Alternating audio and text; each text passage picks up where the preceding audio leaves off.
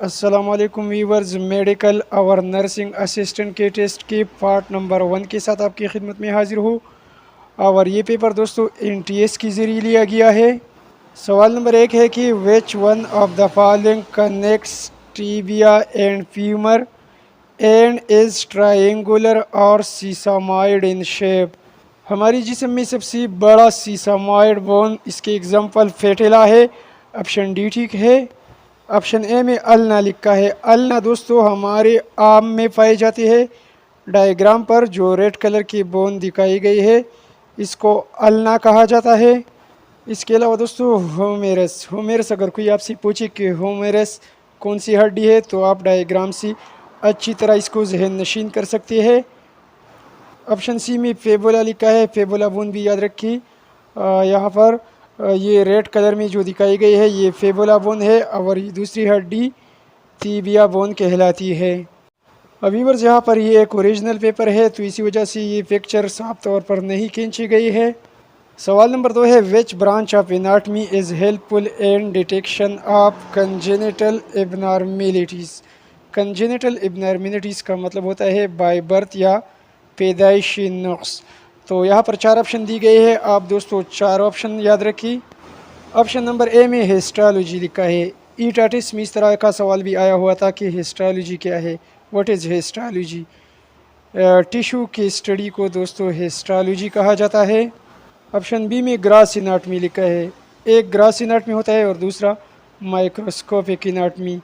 छोटी से छोटी हमारी बॉडी के पार्ट्स का जो कि हमें नज़र नहीं आती, जिसको हम माइक्रोस्कोप के ज़रिए स्टडी करते हैं, उसे माइक्रोस्कोपिक एनाटमी कहा जाता है। और बड़े ऑर्गन जो कि हमें नज़र आते हैं उसकी स्टडी को ग्रास एनाटमी कहा जाता है। ऑप्शन सी में एम्ब्रियोलॉजी लिखा है। एम्ब्रियो और फर्टिलाइजेशन वगैरह की स्टडी को एम्ब्रियोलॉजी कहा जाता है। ऑप्शन डी में रीजनल एनाटमी लिखा है। बॉडी की मुख्तलिफ पार्ट्स और रीजन्स वगैरह की स्टडी को रीजनल एनाटमी कहा जाता है। हमारे पास सवाल नंबर 2 का करेक्ट ऑप्शन ग्रास एनाटमी है। सवाल नंबर 3 ये क्वेश्चन अहम है, याद कर लीजिए। Which one of the following can be said to be एप्सिलेटरल।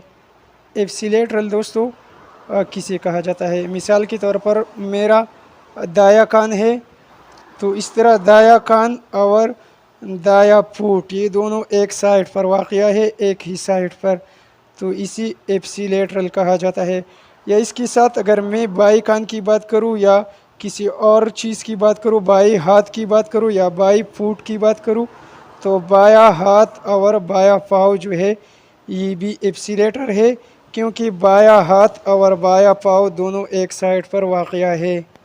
सवाल नंबर 4 है which branch of anatomy has its application in the diagnosis of any disease.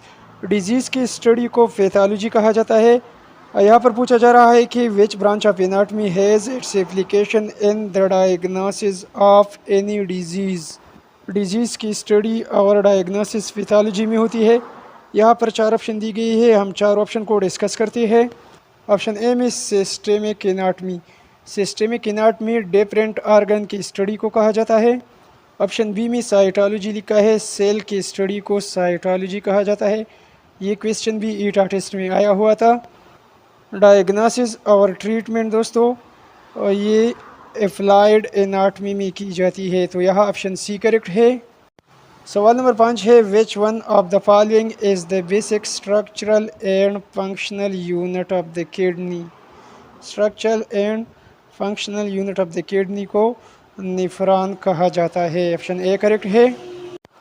सवाल नंबर 6 है which one of the anatomic site is involve for the exchange of gases in the respiratory system. Alveoli.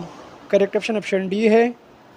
आगे बढ़ने से पहले दोस्तों अगर आप किसी भी किस्म की नर्सिंग या मेडिकल टेक्नीशियन की टेस्ट के लिए तैयारी कर रहे हैं तो यूट्यूब पर इस तरह सर्च कीजिए medical MCQs by UC learning tube, या इस तरह सर्च कीजिए मेडिकल ईटा test by UC learning tube.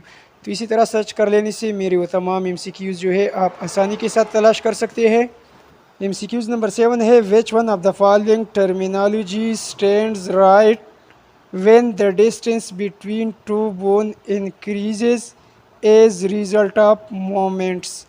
जब दो बोन्स के दरमियान दोस्तों फासला इंक्रीज़ होता है तो उसी इंक्रीज़मेंट को एक्सटेंशन कहा जाता है।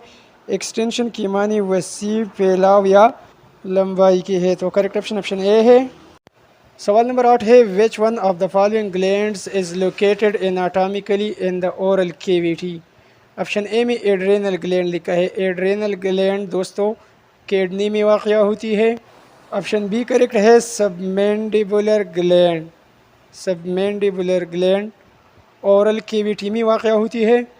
ऑप्शन सी भी याद कर लीजिए, थायराइड ग्लैंड। थायराइड ग्लैंड हमारे गर्दन के लोअर पार्ट में वाक़या होती है। एनर्जी और ग्रोथ जो है ये फंक्शन है थायराइड ग्लैंड की।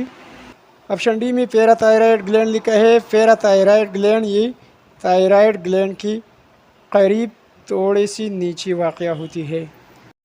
सवाल नंबर 9 है, which one of the following is considered to be situated at superior position in reference to the shoulder girdle. Shoulder girdle दोस्तों ये मुश्तमिल होता है टू बोन पर। क्लेविकल बोन जिसे कॉलर बोन भी कहा जाता है और दूसरी बोन का नाम होता है स्केफुला।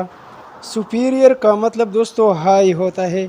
मोस्ट सुपीरियर पार्ट हमारी जिस्म का हमारी हेड है। तो यहाँ पर पहला ऑप्शन करेक्ट है, ब्रेन। सवाल नंबर 10 है, which one of the following are term as contralateral. दोस्तों इससे पहले एप्सिलेटरल मैंने बयान किया। एप्सिलेटरल दोस्तों सेम साइड वाले आर्गन वगैरह को कहा जाता है, यानी मेरा दाया कान और दाया पाँव। तो दाया कान दाया पाँव दोनों एक ही साइड पर है तो इसी एप्सिलेटरल कहा जाता है। और मैं अगर बात करूं कि मेरा दाया कान और मेरा बाया पाँव तो ये उलट यानी अपोजिट साइड पर है, तो अपोजिट साइड्स को कॉन्ट्रालेटरल कहा जाता है। तो यहाँ पर हमारे पास उलट साइड ऑप्शन बी है, right leg and left hand. इसके साइड जो है सेम नहीं है। तो correct option option number B है। व्यूवर्स यहाँ पर ये 10 MCQs रही, लेकिन इन 10 सवालात के साथ मैंने तकरीबन हर MCQs के साथ 3-4 MCQs एक्स्ट्रा बता दी, वो भी याद कर लीजिए। इसी पेपर के बाकी MCQs भी मेरे साथ पड़ी हुई है, इंशाल्लाह उसको भी हल करके उसका लिंक इसी वीडियो के डिस्क्रिप्शन में डाल दूँगा। वीडियो को लाइक और शेयर करना न भूलिए। Thanks for watching.